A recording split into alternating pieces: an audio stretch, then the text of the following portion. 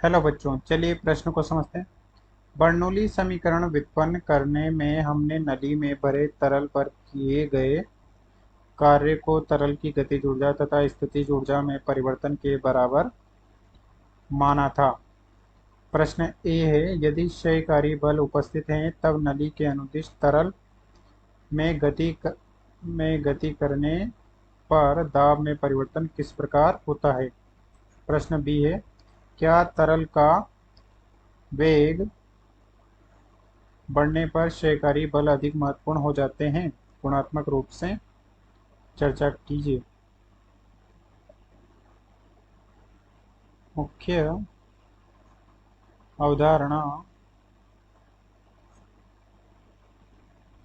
में हम देख सकते हैं कि किसी असमान ऊंचाई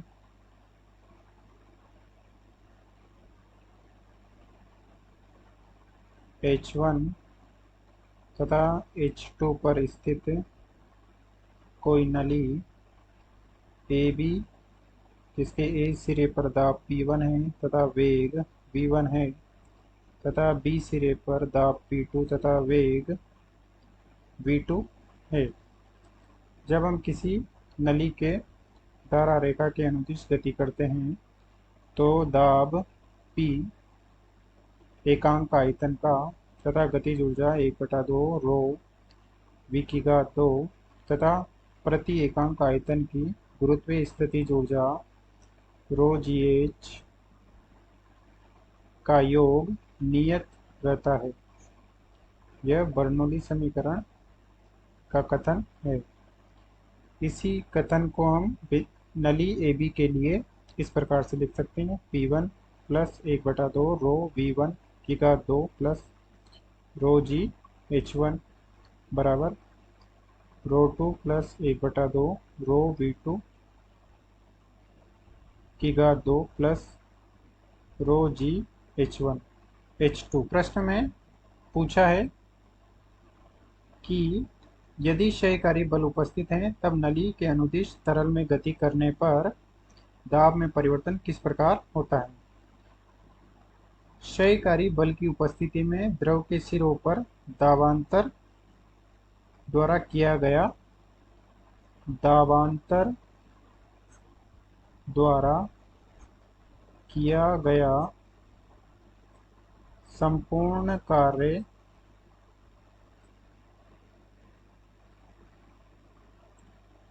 द्रव की कुल ऊर्जा परिवर्तन के समान नहीं होगा।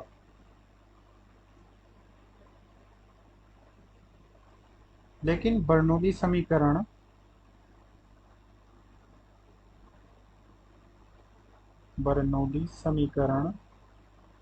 जो कि ऊर्जा संरक्षण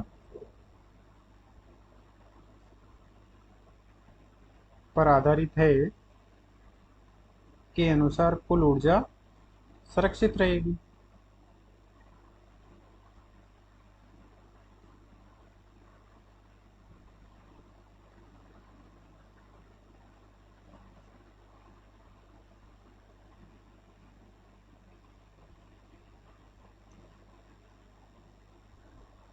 किंतु शान बल जो कि क्षयकारी बल है, शान बल के कारण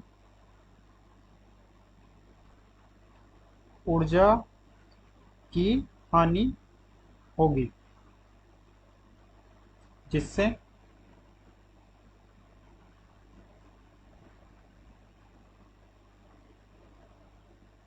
जो दाब मिलना चाहिए था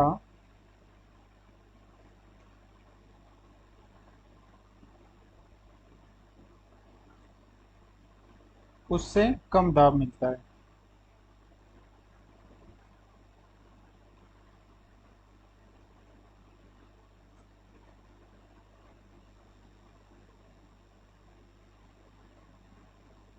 क्योंकि कुछ भाग क्षयकारी बलों के विरुद्ध खर्च हो जाता है।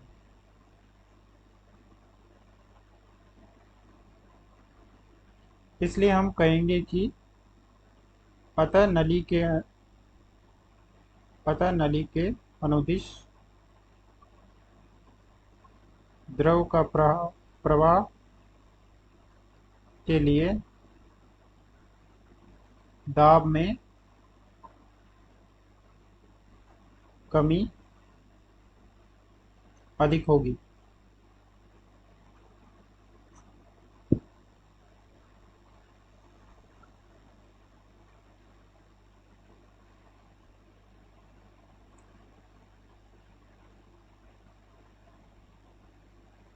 तथा प्रश्न बी में पूछा है कि क्या तरल का वेग बढ़ने पर क्षयकारी बल अधिक महत्वपूर्ण हो जाते हैं। तो हम न्यूटन के शांता नियम से शान बल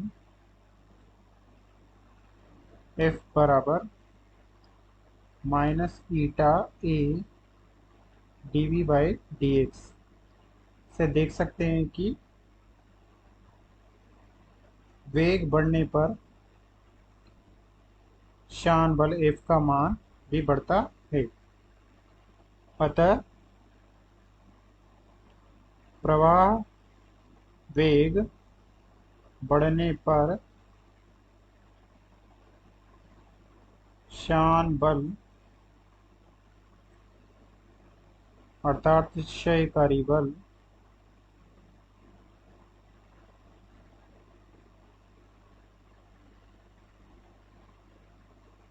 अधिक प्रभावी